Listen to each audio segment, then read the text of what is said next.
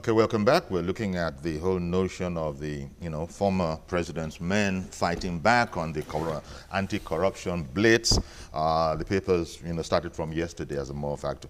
We've been seeing things like President Jonathan's legacies, and in one paper in particular, they put it side by side with the mess left by PDP. That is, on the one hand, President Jonathan's legacies, they itemize a lot of things, then the mess left by PDP. I'm talking about the legacies of President Jonathan. These include things like got rid of fraud in the fertilizer subsidies with e-wallets, supported institutional development of strong systems, mechanisms to curb corruption in the public service and plug revenue leakages. Okay, so that one, I guess that's one of the ones we're working on now. Because I don't know how you're plugging revenue leakages when, I don't know, the allegation is out there that 6.9 million, yeah, almost $7 million US. For the stages. For the 3 stages. Yes.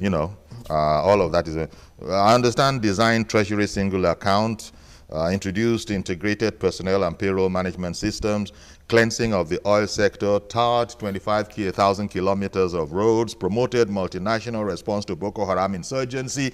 So all of, you chuckle, you chuckle, you gentlemen are chuckling. These are things that are put out there in terms of, look, these are the legacies, and don't you try and belittle them. Of course, there are also, there's another column for the mess left by PDP, mind-shattering $2.2 billion $2.2 billion arms scandal, $6.9 million fraud committed under the guise of buying 3 mobile stages, $2.5 billion scam involving the renting of house boats, 3.8 trillion out of 8.1 trillion earned from crude oil 2012 to 2015, withheld by NNPC, and it goes on and on and on and on. They're putting, I think the accountants call it, put the credits and the debits and let's see how the thing balances out. So there's this, but what we were talking about before going along, against the backdrop of you gentlemen saying that it's systemic. Okay, one, we want it to stop, and that's President Buhari's job. We want to get our money back, and we want to make sure that we never go back to those kind of days. Yes. Because whatever broke, people are still trying to find it out. Before we got to this level, or this primitive level of acquisition, where people are putting, without being Bill Gates or anyone like that, are looking to be US billionaires off the public commonwealth. I guess that's the biggest task of all. It's one thing to catch the thieves now, but making sure that others don't find it so easy to become what these ones that are accused have become, allegedly. That, I think, is the biggest, and this is where leadership is going to, as you've indicated earlier, this is where leadership is going to be crucial. But I said, President Buhari, we know every other person that he brings on board must be like him. Absolutely. Yeah. Otherwise, there's a problem. Yeah, that's a problem. There's no compromise. Definitely. And so perhaps things might be a bit slow. And that is the context in which we are told to chill a bit on this whole accusation of, one, Baba go slow, and then, 2, being sectional so far in the appointments that have been made so far. We've been told that that is a matter of, you got to see the whole picture. All appointments can be made in one day, and when you see the entire picture, the president will be found not to have been unmindful of the whole matter of federal character. But going back to that matter of, you must do as I do. If I Buhari, appoint you, then you must do as I do in the ethics department. That's a tough one, or maybe not so tough. Well, I think it's achievable. Yes. Quite achievable. Yes. And if I may react first to those achievements by the previous government that you listed, without sounding too biased, some of those achievements, they appear so good on paper, but we cannot connect to them on the ground, to be sincere. And I think we shouldn't even be going to the NNPC area. You can see the rot in NNPC now. So wherever they've listed, they've achieved under that dispensation, that NNPC is quite questionable now. But look at the agriculture, look at the civil service and all those things. So work is still going on to manage, what has been left there. Yeah. The agricultural area now, yes, fertilizer can reach more people, but we have not got there. Our food production is not yet there to even satisfy the local demand, not to talk of exporting, to boost the GDP. So we still have much to do. We do, so, we do. And by the way, sorry, while I'm just, my producer is telling me now that as we speak, Sambo Dasuki, former NSA, National Security Advisor, has just pleaded not guilty to the whole charge. We're speaking about, innocent until proven otherwise. And he's been granted bail.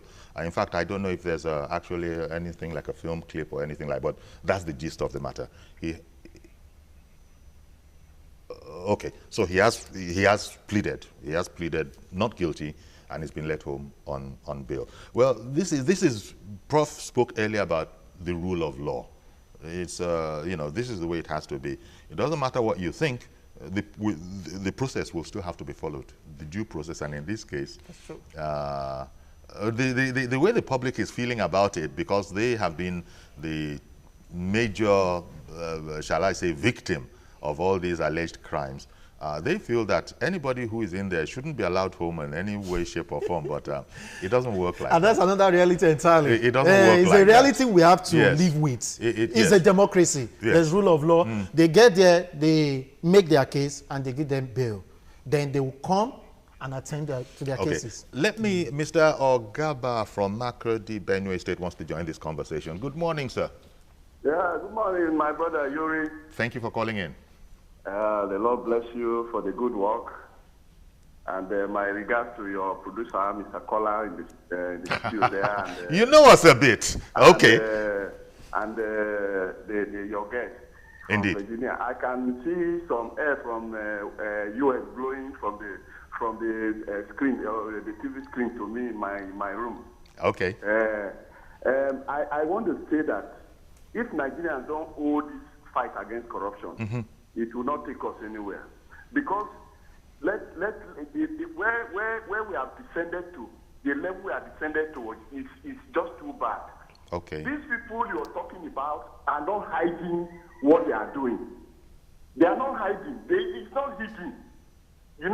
Because they feel that nobody will ever question, or nobody has the power to question them. And so, what are we talking about? Are they hiding it? They are not hiding. Okay. They are doing it openly. It's just God that saved us and brought, at the right time, brought Buhari to the scene. And I want to say that if Nigerians are not empowered, because Nigerians have been feeling very helpless, what do? When you blame the public, what powers has the public? What powers that the public, the Nigerian public, have to challenge these people? So we must campaign for, and as much as we are fighting this cause, we must campaign to empower the Nigerian public. If not, we are still going to miss everything. Thank you very much, Mr. Gaba. Really appreciate your calling us from Makurdi there. He said something very important. Nigerians must own this fight. That beyond it being a Buhari initiative, we're thankful for the leadership, I imagine, is the way people might be thinking about it, but they have to make it their own fight, which means that they also have to commit, perhaps, to not being part of the system you guys were talking about earlier. They have to be able to drop out of the system and, as it were, realign. Somebody talked about reorientation. Yeah, I think it was you. Talked about a national culture. Yeah. Culture. Yeah, and that's it. They have to own this fight. How easy do you think that is going to be? Because it does take something. It takes a certain strength of character to say no to corruption. You were just telling me about someone in Rwanda, an envelope unsolicited, and said, no, we can't do that. We don't do that. So think about it, and the millions of ordinary traumatized Nigerians, and that's the big problem, who see something unsolicited, and that's the way it always comes, and who are going to have the strength of character to say, no. It's inappropriate. It's not done. When you look at politics in Nigeria, let's start from there. Politics in Nigeria is a business, not a mission. Okay. A mission that I'm going to politics, this is what I can do, this is what I cannot do. When politics becomes a business to make money, that is not good for the system. And in our society, you see people, they want to become millionaires. They want to become billionaires without working for it. That's the only bad thing. And we don't even question it. There's nothing wrong in wanting to become a millionaire. Well, but without working for it, that's the problem. That's the problem. That's the problem. And there are too many such millionaires in Nigeria. In Nigeria. Possibly. Possibly. You're right. So, our institutions, governmental institutions, they have to be strengthened, Because if I could remember one time, Obasanjo set up a panel, without subpoena power, with all this sort of thing. It's just superficial, it can't do anything. They must be empowered to do something, to have, the power to subpoena anybody, regardless of your position in the country, in the past and present, to attend and to answer questions. If we don't do that, and they have to maintain, perhaps a modicum of independence. Because if it's just micromanaging from above, it's not going to work. Let them have at least a modicum of independence. Let them do their work without somebody telling them what to do, what kind of decision they can give. We need that. And not only that, the politics itself, the people in politics, I can imagine, Just 1 minute. Members of a National Assembly having 19 allowances, even more than their salary. Okay. Let me just... that is not good. Let me for a moment switch over to Abuja, where our man, Sifon Essien, is in front of the courts, where Dasuki has just pleaded not guilty. He just might be emerging from the courts anytime now. Over to Abuja. Hello, Sifon. Sifon? You're on air, actually. Can you hear me? Sifon? Yes. Okay. Please, we understand that the former NSA has pleaded not guilty, right? Yeah, I can hear you. Thank you.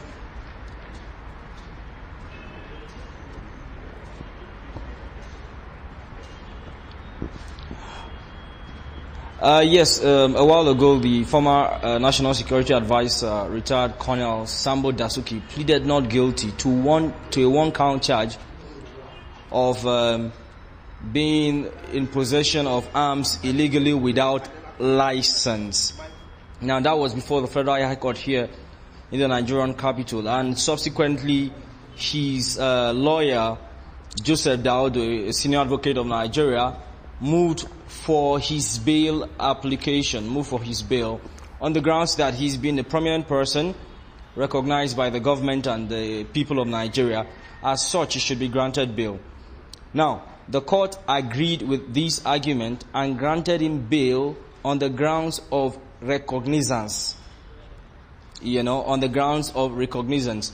But the conditions attached to the bail include that he should deposit all his travel documents, his diplomatic passport, and the likes with the court. Now, these are the conditions given to him upon which the bail was granted at the moment. As I'm speaking to you, he's still within the courts trying to regularize the conditions for the bail.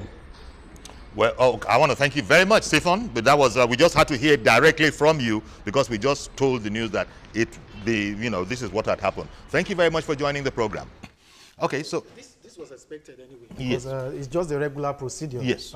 So I think maybe by the time they fix the date for the court proceedings to start, and then we begin to see the direction things will go. And mind you, it's just one count. Just the one count they shouldn't be illegal possession of firearms. So this case should not be dragged unnecessarily. Yes. In fact, important as it is, it's not really the main case, Gongon. I guess Nigerians are more interested in anything to do with money. Money. Yeah. Now, we were asking the other question that you gentlemen had said that the corruption has pervaded our society, and a caller said that Nigerians have to own this fight. You can only fight in an anti-graft war if you yourself are not going to partake of graft.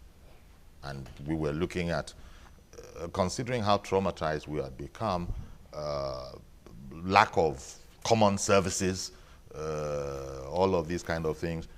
How optimistic can we be that you can move one set of thieves out? How do you assure that they're not replaced by another set of thieves who are saying, now it is our time? Well, I think even moving a set of thieves out has to be a revolution because you cannot move all of them at the same time. Okay, so, I got to go to another commercial break, but I'll be right back. Stay with us, please.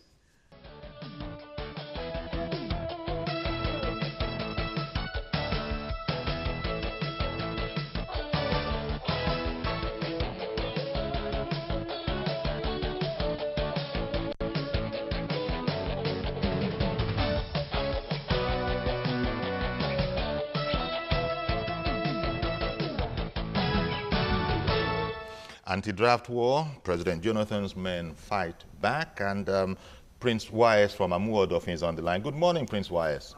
Good morning to you, Uncle Yori. Thank you for calling in, sir. And good morning to you, the two gentlemen in the studio. Good morning. Thank you very much. Yeah, Uncle Yori, we have former Senate that we have an organization.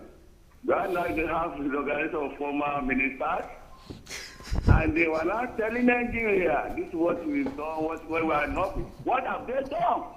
Right now, it's not a body that we put himself. We that voted for Jonathan, it is we that have voted out Jonathan. Where he failed to perform. We are talking of because you are telling us you control the 1,000 road, 2,000 road. Where's the road? The money we are talking about is the one you stole, the one you embezzle, the one you mismanage. When they first told the whole nation that it's $20 billion missing, America will know. And the same America that told the previous government that a lot of money missing during the previous government. Now, if they want to tell us they perform, for me and for majority of Nigeria, we don't see Jonathan performance. As I'm talking to you, what in America supposed to tell Nigeria yesterday is that this government, within 100 days, he has done a lot by we need structure. This might is now giving us process right now. That is the delay of the minister. They want the structure to be strong structure, the ministry to be in place before the minister, because they are after the minister. And again, we are buying petrol on now. As you forgot, they seized 40 petrol stations here in the last 2 weeks in Lagos. Not that they will see all the petrol stations. What they see that 40, the others sit up. Okay. I heard that in Nanogo, they do the same thing. Others finish that like this, like that. They sit up. That is leadership by sample. Okay, Prince Wise, I'm going to have to let go of you. You understand? Thank you very much for calling in, so as to free the lines up for other people to call in. Thank you very much, Prince Wise. I guess what Prince Wise is saying is that this effectively is a message that we sent Buhari. We sent him on this particular errand. He this is what he told us in the campaign, in his campaign promises. We believed in this. That is those who voted for him. And so it's like there's no looking back. But I still go back to that gentleman who called in, I think it was from Plateau, said, we got to own this movement. We have to own this movement. The implications of owning the movement, of course, I was trying to speak about earlier, are there. Otherwise, you end up with a pot calling a kettle black. Yeah. And that's not going to work. So there's a sense in which it's not so much Buhari, it's not so much the law enforcement agencies. Even we, the people, our work is cut out for us if we want to say no to this kind of behavior in future. How optimistic are you? That's a very good question. Well, in any political environment, poverty is powerlessness. When you are poor, you are powerless. In fact, some will even argue that we don't have Nigerians. As far as politicians are concerned, the only time we exist is during the electionary campaign. Yes. And as soon as they are voted into position of power, that's the end of it.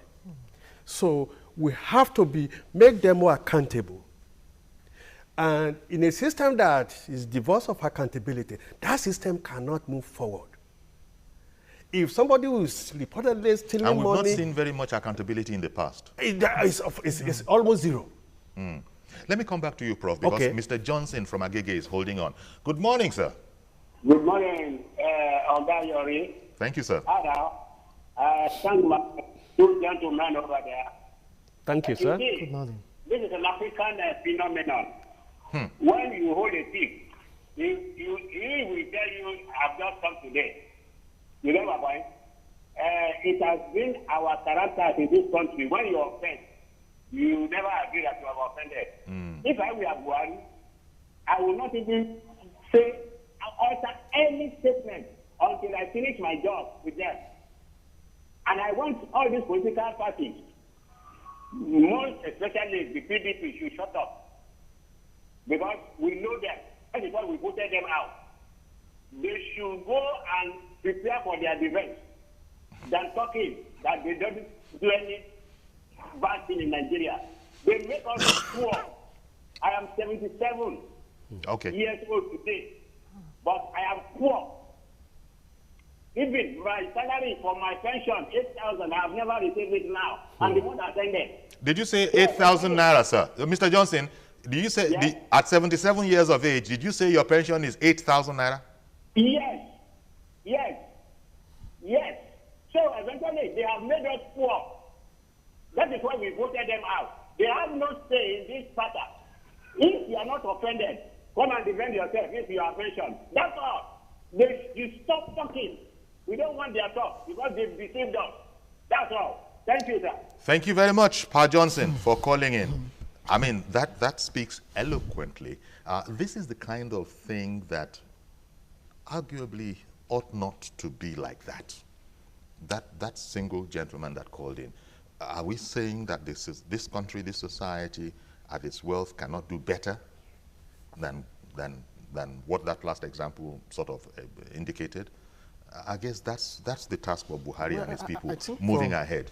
From some of these reactions, it shows that the people's expectations are high. Yeah, very, very high. And that was even part of the reason why they chased the former government away. As Mr. Johnson said. Yes, he said they should just shut up and go and prepare their defense. Yeah, so coming to the roles that the citizens can play in guaranteeing this change, I think our people need to rise up. And thank God for this social consciousness that is building well in Nigeria now after this last election. So if you see something, begin to say something. And let's rise up. We don't need to wait till Buhari will reach everywhere. That's a program for another day, because there will be those who say that it's not our way. If you see something, you speak up. I don't know if you get what I'm saying. Is it sociological now? Our people don't do that. Lest they be accused either of jealousy or whatever. But in short, they are the people who should do that and who are able to do that are in the majority, but nobody utters a word. Yeah, you are correct, because part of the problem we've carried along for the past 16 years is that the citizenship has been suppressed. Okay. They don't have a voice. Okay. So they are terrorized and pummeled into submission. We don't even exist. Yeah, so the earlier statement you said, a politician will boast and say, oh, after election, forget them. They can't do anything again. So during election, they will come out and shout. They know the people. So the bottom line, because we've run out of time, gentlemen, the bottom line is that the government needs to stay on course. Absolutely. And on this anti-graft war, they need to stay on course. Absolutely. And they have to take the public with them at the same time, you know. And the Nigerian culture, we always say, oh, well, God will punish them. You know, let's just leave them alone. That's what I call a celestial accountability. Oh, Lord, you know, just leave them. You know, if you are there, we do the same. Let the courts there first. We have to change that. We have to. Because if we continue to say that, people will come in, they will manipulate the system, they will corrupt the system, and get away with it.